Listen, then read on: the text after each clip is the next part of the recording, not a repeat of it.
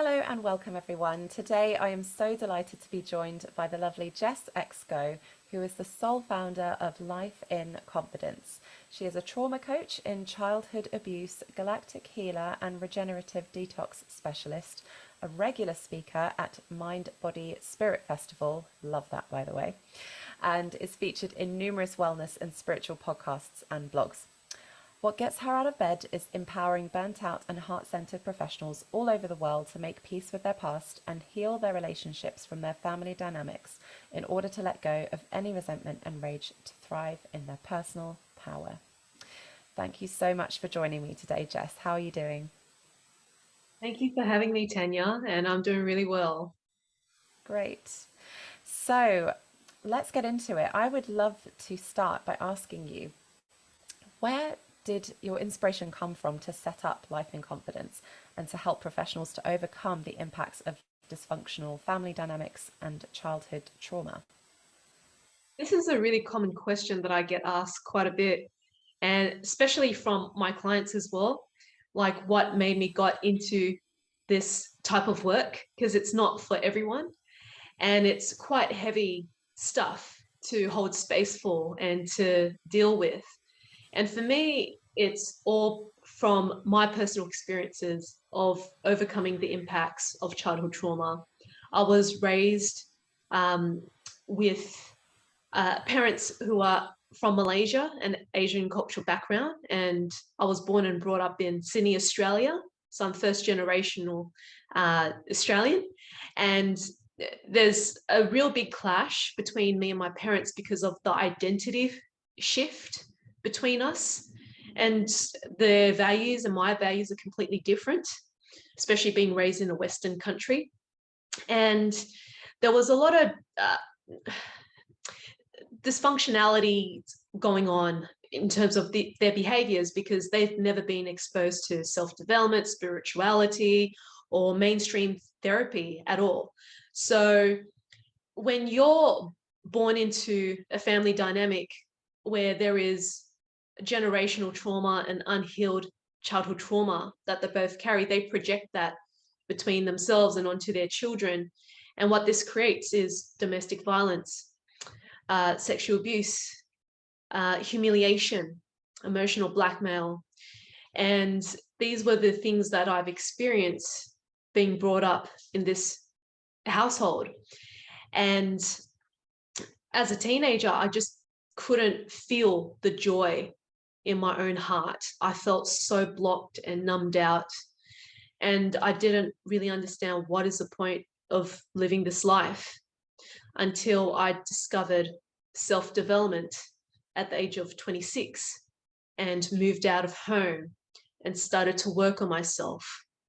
And through that journey, it has brought me to this path today where I am now serving high achievers all over the world who are suffering from all different levels of trauma. And I can resonate to some extent. And that level of compassion and experience has allowed me to hold space for them and to give back to them because I know what it's like to be in their shoes and to have finally come out of it the other side. Well, that's incredibly powerful, such a powerful story, Jess. And thank you so much for your openness and sharing that with us. It's not easy to move past trauma, and especially with the types of issues that you've just shared that you'd encountered, which sadly so many people do encounter in early childhood life, going into adulthood. It's just that poignant reminder, isn't it, of actually what can be passed down, if to generations, if trauma isn't dealt with. And actually you're a living example of someone who's completely turned that around on its head and made something beautiful of her life and learned how to get past that. I just find that so inspiring, really, and just huge kudos to you for managing to do that. Thank you so much for your beautiful words. It's from the heart. um, I feel it. Thank you. And so, for yourself, what were the kind of key steps? What was that turning point, I suppose, when you realized you wanted to do something for yourself to move past that? Or how did you actually find that inner strength to move past all that trauma and start on that road to recovery? Throughout my teenage years, it hasn't been the best years of my life. I've noticed this domestic violence occurred when I was 16, and the sexual abuse that I've experienced from my uncle during that time period as well. I was also bullied in high school by a bunch of Asian boys because I was apparently fat in their eyes because I was quite overweight. And my dad would say to my mum, you know, tell your daughter to lose weight. Here's a strapless bra, give it to her. She should wear it. So I was sexualized, and I wasn't really aware of it throughout my teenage years, that I have to be a certain image as an Asian woman, and trying to figure myself out at the same time. And there was so much sexual shame that I had. I saw myself as weak. Being female is weak. It's so vulnerable. It's so easy to get attacked on all levels, physically, verbally, emotionally. And I disown that part of me, my femininity and my sensuality. And as a woman, that is our true power, is that femininity and that sensuality that's been shut down by this patriarchal society and system. And I seek a lot of, or should I say, I sought out a lot of psychics. There were my therapists, and I didn't, it just didn't occur to me to see a psychologist or a counselor for some reason. It was just easier to see a psychic. And I feel like that was the doorway to starting to find hope or faith to believe in something that's beyond me. However, I've realized that I lost myself through that experience because I was relying on someone else to tell me how to live my life. And their predictions never happened. It never occurred. So I was even more lost than ever before. And when my dad passed away at the age of 22 from a heart attack, I have to say that it's one of the most happiest experiences of my life. And people would be shocked when I say that to them, when they ask me, you know, how do you feel when your dad passed away? And I said, I feel liberated, happy. You have no idea what it's like to be in my shoes and to experience freedom when that person is gone. It makes such a big difference in the family dynamic and in the home environment, to stop seeing my mum being abused and to not be beat up if I wanted to protect her. And for me, I started to attend self-development events such as Tony Robbins, Landmark, at the age of 26 when I moved out of home. And that gave me the liberty to start exploring myself. And at the age of 29, I hit rock bottom in my life. Regardless the amount of money and time and energy that I've spent on self-development and trying to figure myself out, it was simply wasn't enough, because I wasn't shown how to address the root cause of my issues. It wasn't the anxiety, it wasn't the depression, it wasn't my anger issues or my hatred towards men. It was the trauma that I haven't dealt with from my family dynamic. And once I started healing that, that's when my life turned around. So what did you find was the most effective form of support for you on that healing journey after you'd hit that rock bottom? When I hit rock bottom, what happened at that point in my life was I had a dress business that wasn't making a dime. I sold 2 positive cash flow investment properties at the age of 26, 27. And my ego got the best of me, thinking, hey, Jess, you can make millions of dollars through an online dress business, because that was the big thing back then, making a quick buck by selling cheap dresses. And I lost all of my money to that business. And I was renting in a shared flat house, like a garage that turned into a house. and I only had $100 in my bank account. And I decided to end this relationship with a married man who was never going to leave his wife for me. And I was just full of anger and hatred towards my mum. I blamed her for every single bad thing that happened into my life because she wasn't a healthy and strong role model to show me what it's like to be a woman, a healthy, conscious woman in this world, and why I constantly attracted men who didn't appreciate and value me.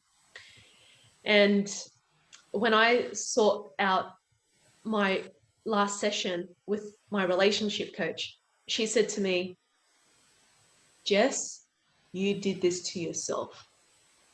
And that's when the penny dropped for me. I realized I was living in denial because I was gaslighting myself, that it's so much easier to blame others for my pain rather than taking accountability for my own stuff.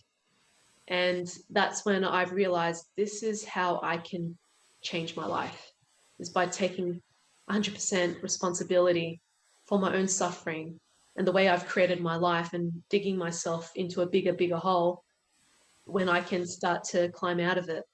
And once I've finished my time with her, I had to really dig deep to stop the self-sabotage and figure out a way to look after myself. And I took on her guidance, getting into yoga, spending time in nature. And that was the stepping stone, but it was not enough. It was just enough to get my stuff together, but it wasn't enough to heal the trauma. And that's when she referred me to a bioenergetics facilitator. And I experienced his work, such as shadow work, in a group dynamic and one-to-one. And I had mixed experiences with that. And I truly feel that the best transformation occurs when you're ready to receive it, and also when you feel safe with the right mentor and facilitator. And so I shared a lot of my pain through that experience, especially being in a group dynamic where people were giving you feedback around your blind spots and how you show up in the world. However, there was a lack of boundaries in that group setting. And also the facilitator was very aggressive in his approach. And what was missing was that compassionate, softer sacredness when you're dealing with trauma. So that's why I said it's a hit and miss with that experience. So it's really important to find the right person that can match you where you're at and elevate you.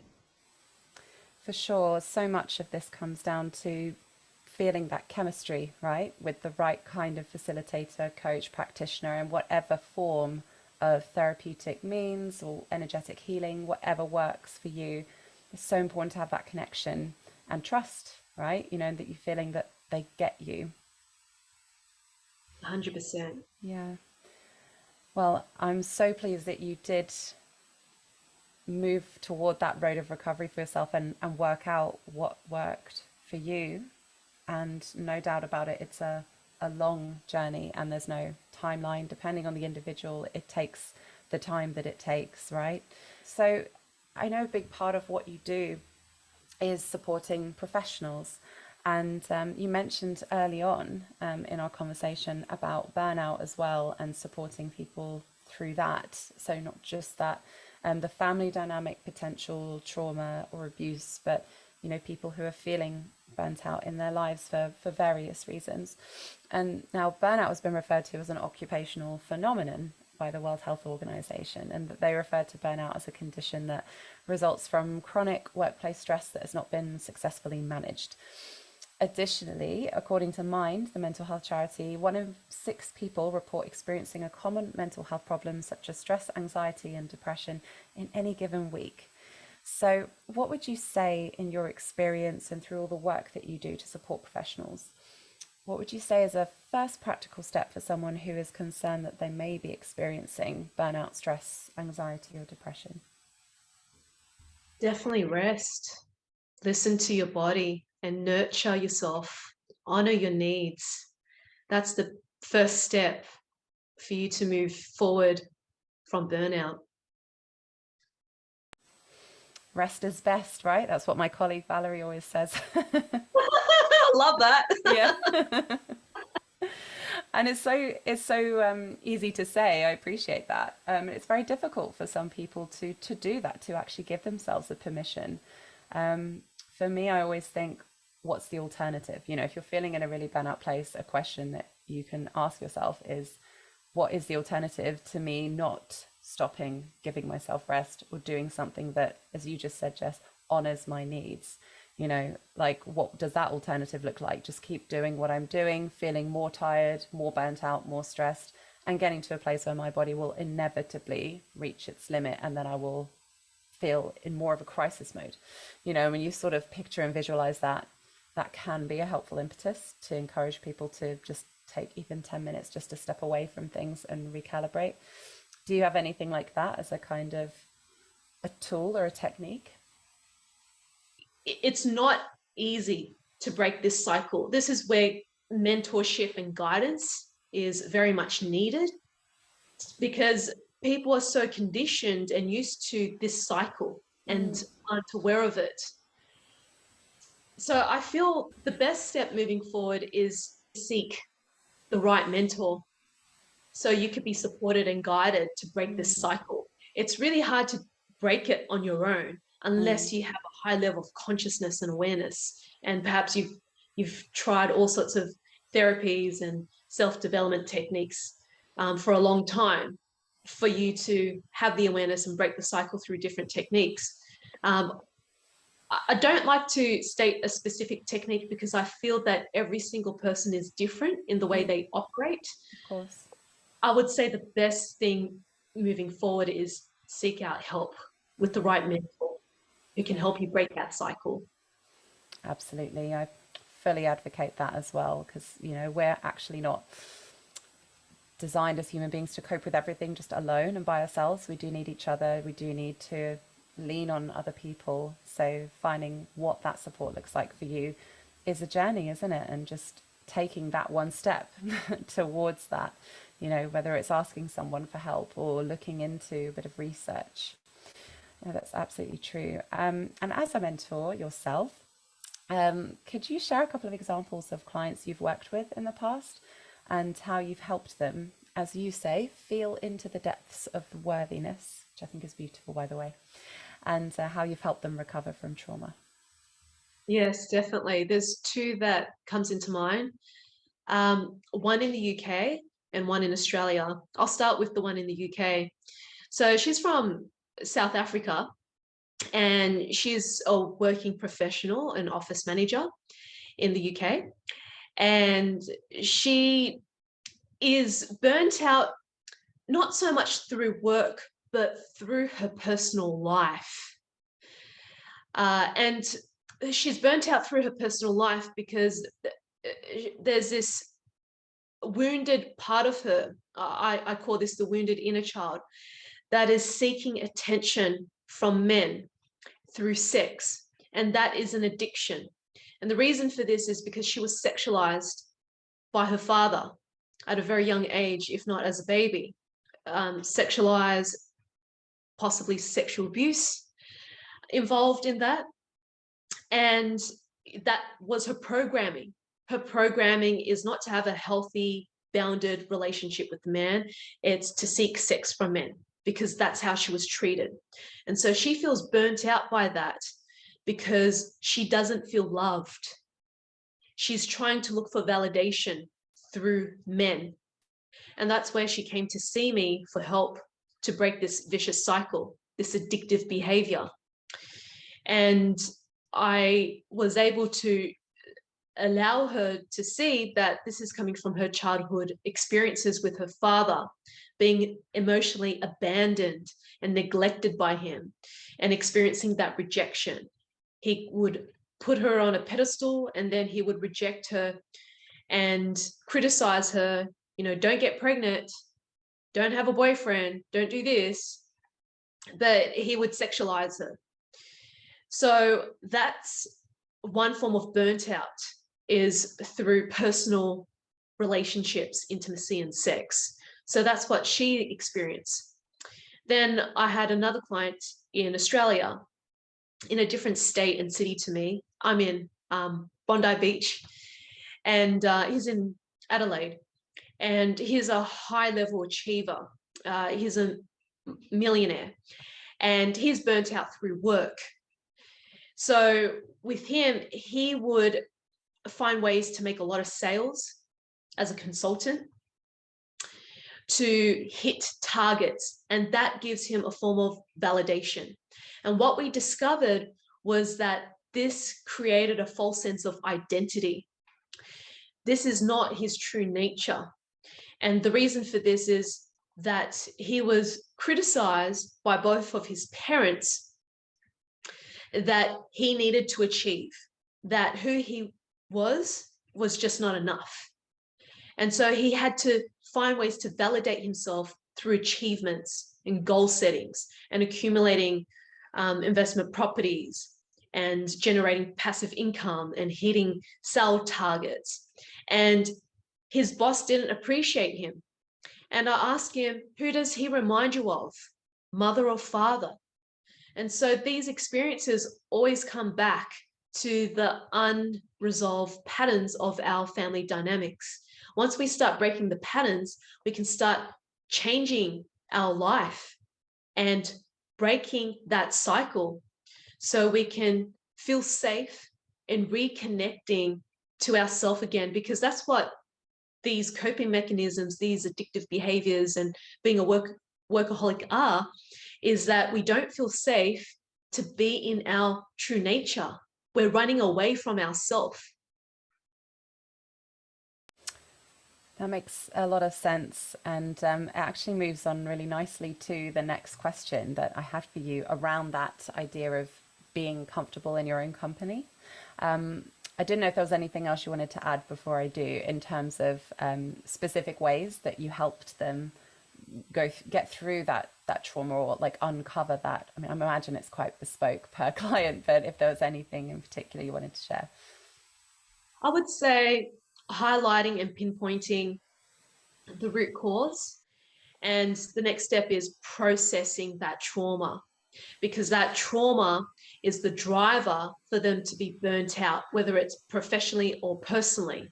That is the driver. So I would create specific processes for them to release the anger, the hatred, the suffering, the torment, and the grief.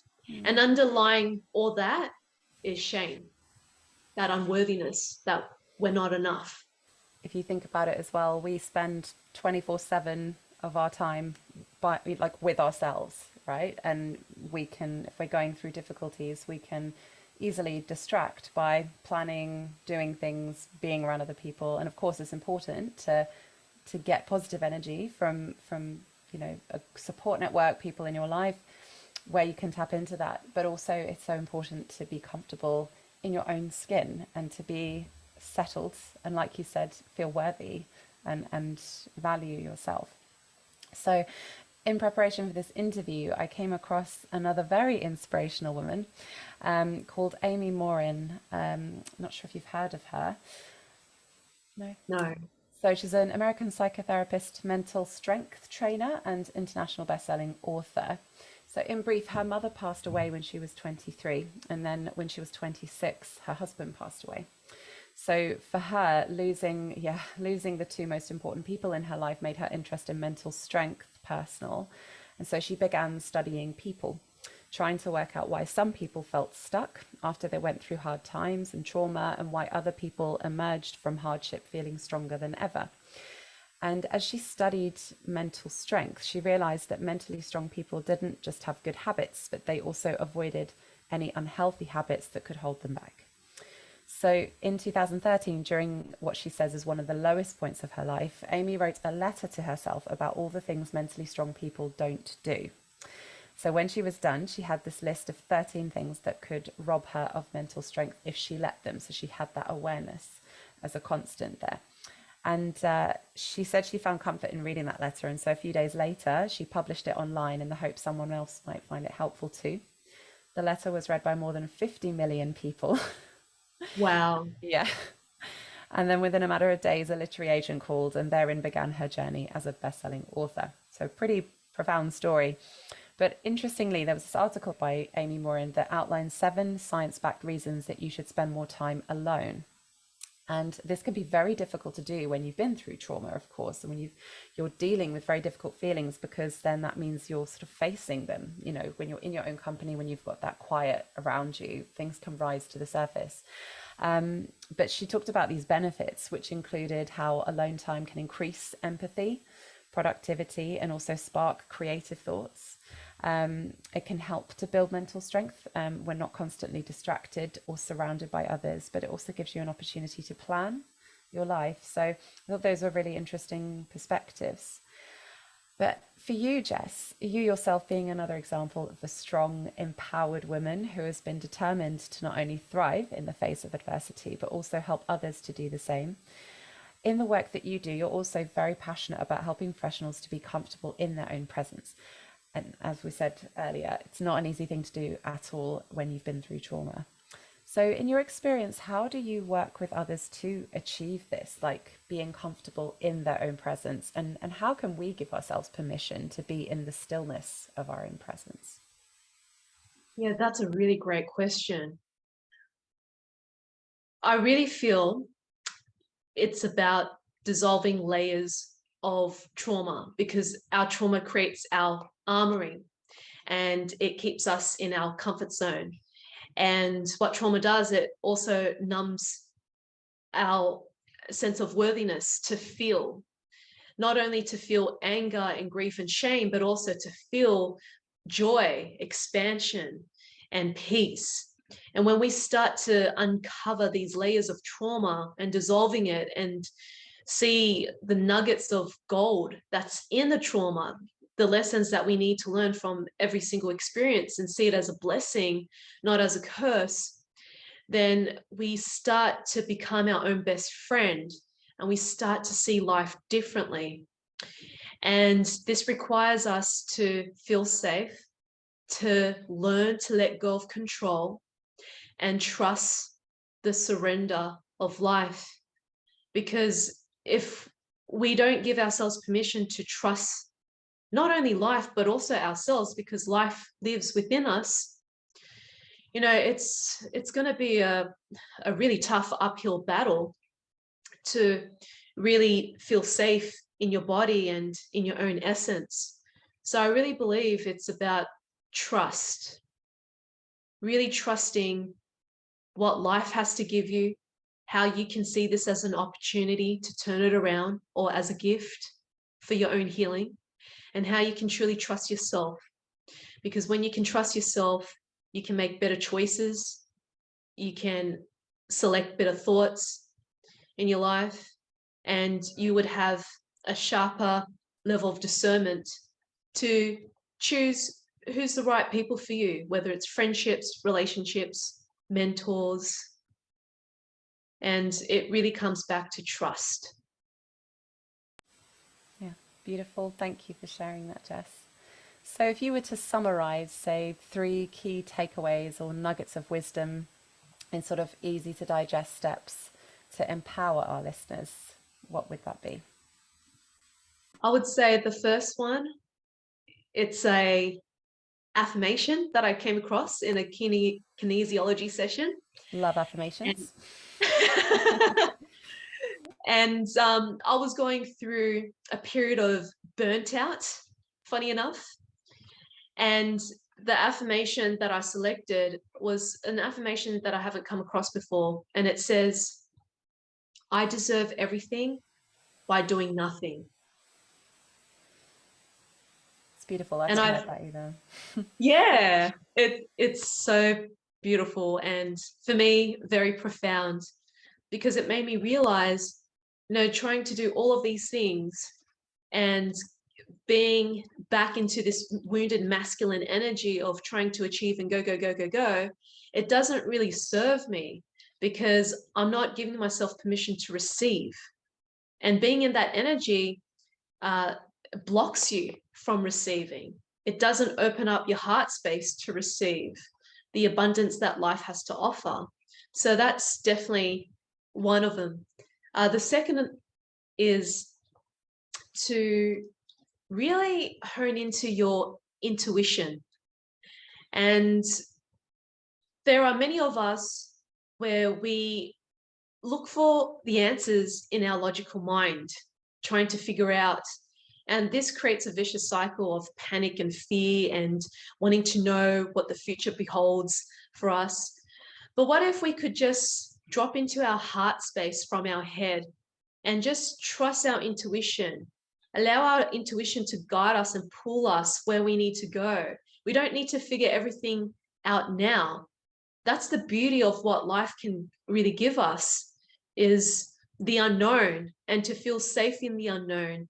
And what you can do to cultivate intuition is just feel, where is your intuition leading you? So for example, today I felt into my body and I wanted to honor myself by resting and only do 2 tasks today, and that's it. And I spent most of my day in nature, and I felt called to go to the beach and meditate. And then once I got what I needed, I felt the pull to go to the park and sunbathe and get a bit of tan in my skin. And I just trust that guidance where I'm being pulled to go to. And then when I got back home, it's incredible how things that I wanted to move forward is finally moving forward, such as receiving a couple of emails from different podcasters wanting to interview me. In fact, 3 of them today, that I was waiting for a long time. Yeah, and it happened.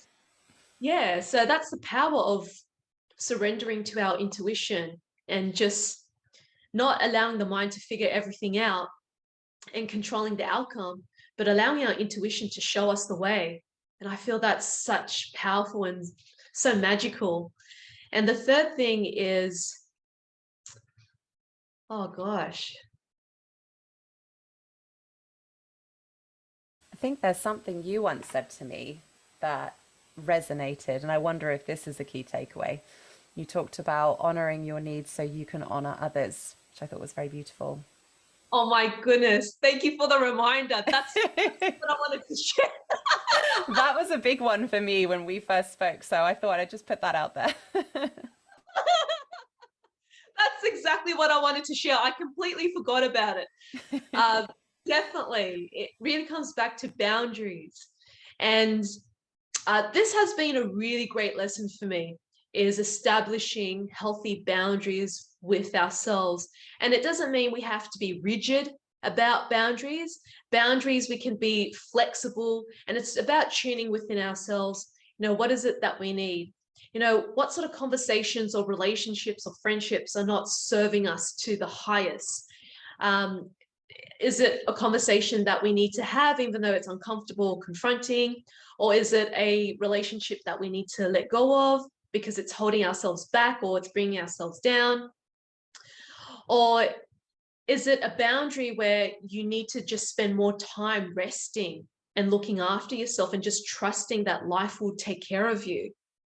So definitely honoring yourself and your needs and creating healthier boundaries within yourself, because as soon as you respect yourself, other people will respect you. Beautifully said. Thank you, Jess. And as we're rounding up, I'd love to ask you, what is your ideal way to take a break?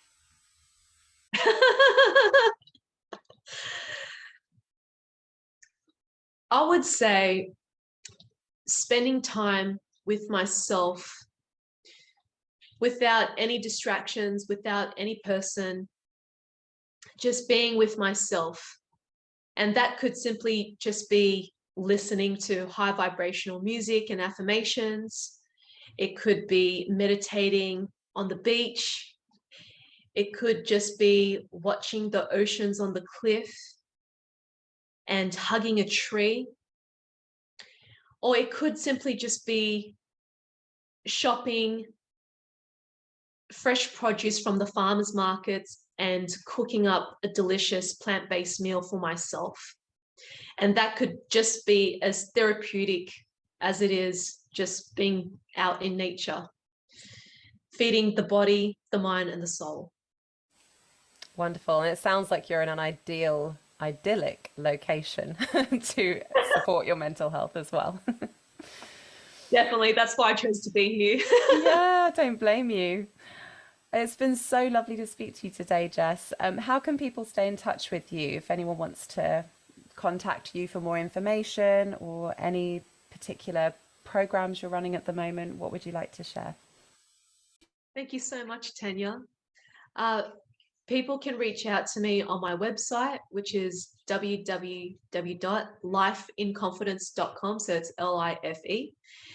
And you can also find me on YouTube, Life in Confidence. The reason why I only have YouTube as my social media platform is because I practice digital minimalism, and that helps to cultivate my mental health.